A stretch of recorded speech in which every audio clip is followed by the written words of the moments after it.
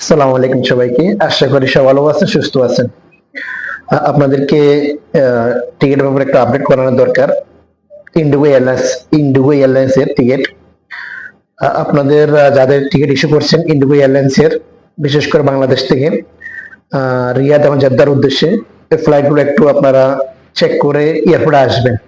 কারণটা হচ্ছে অনেক ফ্লাইট ক্যান্সেল হচ্ছে যুদ্ধের কারণে, এবং সৌদি আরব থেকেও রিয়াদ এবং দামাম থেকে যাদের ফ্লাইট ঢাকার উদ্দেশ্যে, ওনারা একটু চেক করে যাবেন এয়ারপোর্টের যাওয়ার আগে।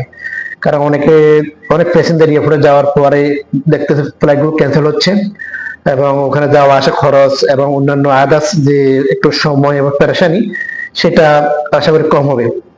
ইনশাল্লাহ চেষ্টা করবেন এয়ারপোর্টে যাওয়ার 3 ঘন্টা আগে আপনি চেক করে নেবেন অনলাইন থেকে, অথবা যেখান থেকে টিকিট গুলো ইস্যু করছেন ওদের সাথে একটু যোগাযোগ করবেন। আমি আপনাদেরকে দেখাই, এই ইন্ডিগো ফ্লাইট গুলো ক্যান্সেল হচ্ছে 10 তারিখের ফ্লাইট গুলো।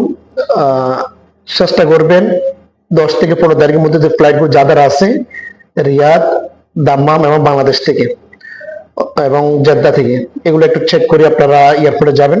মিনিমাম 3 ঘন্টা আগে ইনশাল্লাহ একটু চেক করবেন, তাহলে আপনাদের সময় এবং অন্যান্য যে পেরেশানি গুলো আছে ইনশাল্লাহ আপনারা ওই পেরেশানি থেকে মুক্ত হতে পারবেন। ধন্যবাদ সবাইকে। আসসালামু আলাইকুম।